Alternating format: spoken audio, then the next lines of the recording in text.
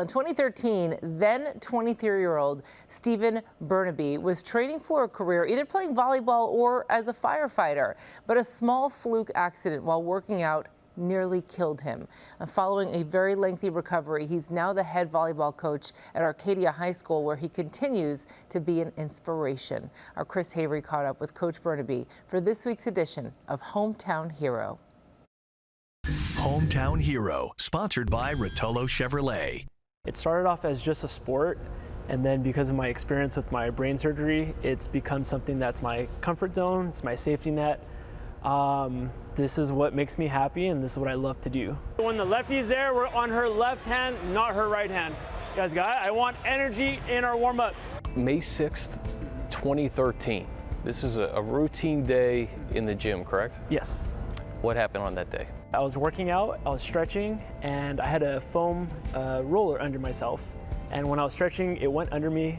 I tapped my head, and then everything changed. I started feeling a really strong headache that progressively got worse. Everything just went downhill. I started losing my vision, and it led to me going to the hospital, where they found out that I was having a stroke for 4 hours. They also let me know if in a second my brain or the blood vessels in there burst, I would just die. So it would not matter if I was on the surgery table, it would not matter if I was in the ICU or if I was at home. If it burst, that was it. The problem is when you go from May till August and you're not really allowed to sleep. I was only allowed to sleep for maximum at 15-minute intervals. 15-minute intervals? 15-minute intervals. Anything more, my brain could fully shut down. So I had to make sure that I was awake enough where I was cognizant, but not able to fully go into a deep sleep. I go from being stubborn to like, I'm gonna beat this, to then start, maybe I might pass away. Bernabe was given 2 life-altering options, neither with any guarantees. The first, a year of chemotherapy. The second, a surgery that could possibly put him in a coma for a full year. Bernabe chose the latter. I wanted to just attack it head on and say whatever's gonna happen is gonna happen, but I feel confident in my decision with everything that I was given to just do it straight away. So what happens next? So what happened next was, once we had the final procedure, it was about a 12 to 14 hour procedure, I woke up right after, and that basically kind of shocked the doctors. I woke up and I had a really good relationship with them. And I was just like, hey bro, like, are you done? Is everything good? And I'll never forget them dropping the tools, coming to me and saying, hey, like, how do you feel? And I did like the test that we did. I was able to talk and move my hands right away.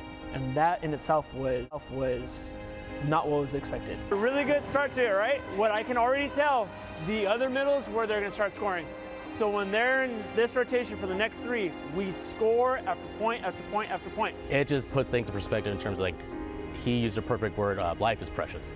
I think that's the perfect word to describe it, that it's such a fragile thing that it's here one moment, it's gone the next, and that's just something that needs to be appreciated a little bit more. What do you hope your group here at Arcadia gets out of your story? I just want people to know that hopefully it doesn't have to take like what I went through, but take it as an opportunity of, if you want to go and do something, just do it.